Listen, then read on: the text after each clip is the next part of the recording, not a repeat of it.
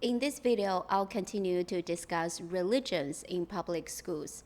My last video is about the landmark U.S. Supreme Court decisions on religions in public schools. You can find the video link in the description section below.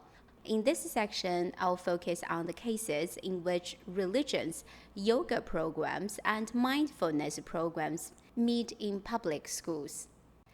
The practice of yoga could be an entirely secular experience for reasons such as increasing physical flexibility, decreasing pain, and reducing stress.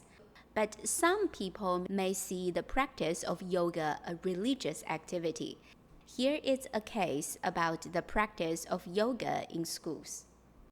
In 2013, two parents in California filed a lawsuit against their children's school district, its superintendent, and its school board members.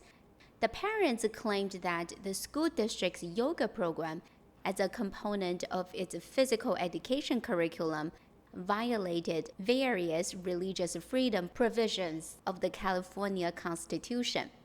The parents requested the court to discontinue the district's yoga program and declare the program unconstitutional. Did the school district's yoga program violate the Establishment Clause of the First Amendment? A California appeals court applied the Lemon Test as a structure for the analysis. The Lemon Test is a test courts use to determine whether governmental action violates the Establishment Clause of the First Amendment of the Constitution. The Establishment Clause comes from the First Amendment to the U.S. Constitution. Congress shall make no law respecting an establishment of religion or prohibiting the free exercise thereof. In 1971, the Supreme Court, in an 8-1 decision, held that Pennsylvania's Non-Public Elementary and Secondary Education Act from 1968 was unconstitutional, violating the Establishment Clause of the First Amendment. The act allowed the superintendent of public schools to reimburse private schools, mostly Catholic, for the salaries of teachers who taught in those private elementary schools from public textbook and with public instructional materials. The court's decision in this case established the Lemon Test. What are the three parts of the Lemon Test? In order for the government program to be constitutional, first, it must have a secular legislative purpose. Second, the program's principal or primary effect must be one that neither advances nor inhibits religion.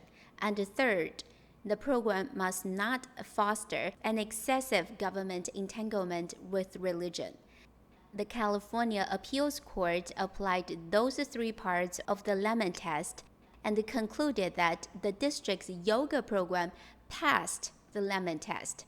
The court held that the yoga program had a secular purpose, which was to promote physical and mental health. Regarding the second part of the Lemon Test, the parents argue that the district's yoga program purportedly advanced Hinduism, and by advancing Hinduism, the district inhibited all other religions, including Christianity. After reviewing the evidence, the appeals court concluded that nothing in the district's yoga program had the primary effect of either advancing or inhibiting religion. As for the third part of the Lemon Test, the appeals court concluded that the district's yoga program did not foster an excessive entanglement with religion. It was not an entanglement with religion when the district made many changes to the yoga program to remove the elements related to the Hinduism to appease concerned parents. Moreover, the yoga teachers were not employed by a religious organization, and the class were taught in public schools.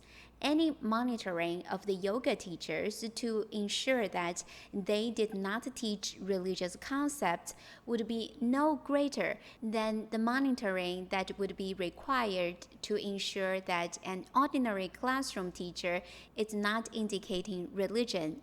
After examining the 3 parts of the Lemon Test, the appeals court concluded that the district's yoga program did not violate the Establishment Clause of the First Amendment. Recently, mindfulness programs have become popular in public schools. Some people consider meditation and breathing exercises in the mindfulness programs can improve students' attention and their ability to regulate their emotions. But other people have raised the concern that the mindfulness program advanced Buddhist religious belief. Using the California Appeals Court decision on the district yoga program as an example, you can use similar argument to guide your decision on whether mindfulness programs in school district violate the Establishment Clause of the First Amendment.